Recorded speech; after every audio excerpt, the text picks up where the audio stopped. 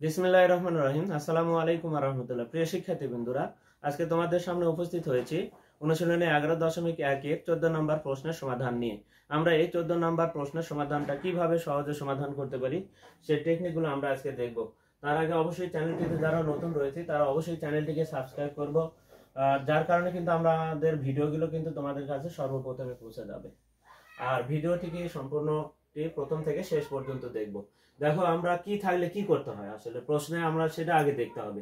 প্রশ্নে দেখো, এরকম যদি প্রথম অংশ সমান দ্বিতীয় অংশ সমান তৃতীয় অংশ থাকে, এটা কিন্তু উদ্দীপকে তাহলে প্রথম অংশ সমান দ্বিতীয় অংশ সমান তৃতীয় অংশ এরকম যদি থাকে, তাহলে প্রথমে তাহলে তিনটা অংশে কিন্তু বিভক্ত, দুইটা সমান চিহ্ন থাকলে তোমাদের আরেকটি অক্ষর ধরে নিতে হবে। তাহলে 14 নম্বরের জন্য এই যে কাজটুকু করব সেটা হচ্ছে প্রথমে আমরা তাহলে ধরি লিখবো। কি লিখবো? প্রথমে আমরা ধরি লিখবো। ধরি লিখে আমরা আরেকটি অক্ষর ব্যবহার করব, x divided b plus c সমান সমান y divided c plus a সমান সমান z divided a plus b সমান সমান আমরা আরেকটি অক্ষর কে ধরে নিলাম।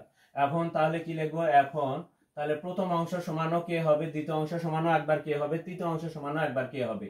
তাহলে এখন x ডিভাইডেড কি আছে b প্লাস c সমান সমান আমরা কে লিখলাম। এবার এটা যদি ডান পাশে যায় তাহলে b এর সাথে কে টা গুণ হবে। তাহলে অতএব একবারই লিখেছি আমরা, তাহলে কে b এর সাথে গুণ হলে b কে প্লাস কি হয় c কে।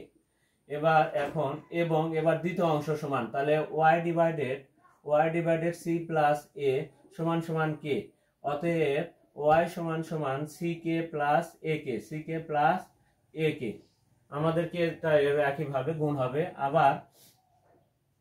আবার এবার আমরা z divided a plus b সমান সমান কে। তাহলে অতএব z সমান সমান a k plus b K, a k plus b কে। আমাদের মানগুলো বের করে নিলাম।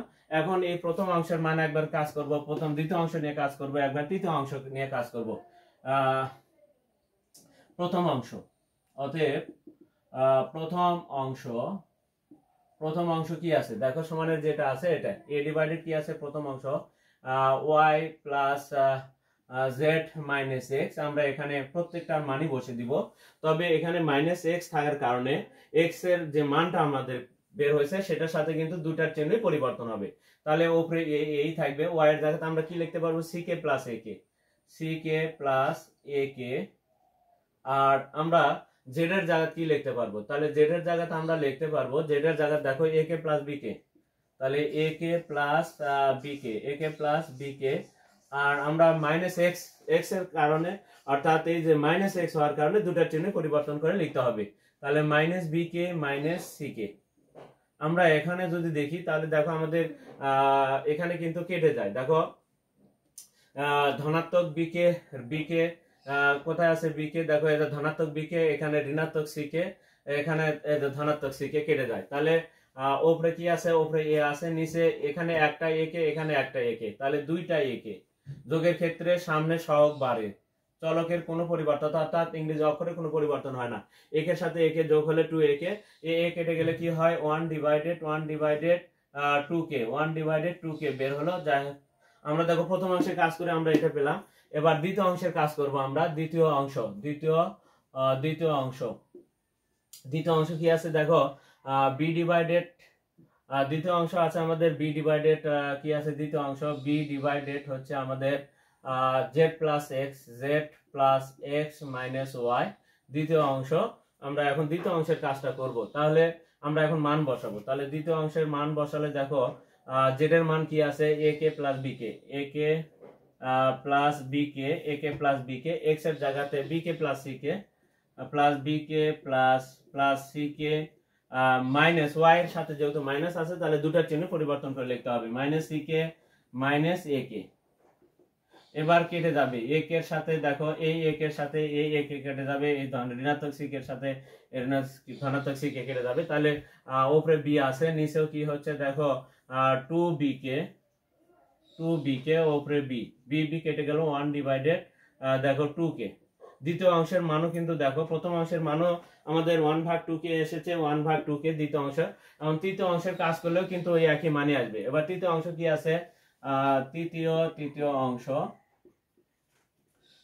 অংশ হচ্ছে c ডিভাইডেড হচ্ছে x plus y minus z।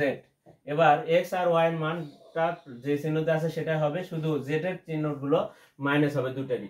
তাহলে প্রথমে আছে কি x, B k plus C K, তাহলে উপরে C B k plus C K, B k plus C k plus C k plus এ কে, আর এই প্রথম ওয়াই অর্থাৎ জেড এর মানের সাথে মাইনাস থাকার কারণে দুটাই ঋণাত্মক হবে, এ কে মাইনাস বি কে, এ কে মাইনাস বি কে। এখন আমাদের দেখো বি কে, এই ধনাত্মক বি কে, ঋণাত্মক বি কে, ঋণাত্মক এ কে আর ধনাত্মক এ কে কেটে যাবে, তাহলে উপরে সি ডিভাইডেড 2 কে, এখানে সি সি এবার কেটে যাবে, তাহলে 1 ডিভাইডেড 2 কে।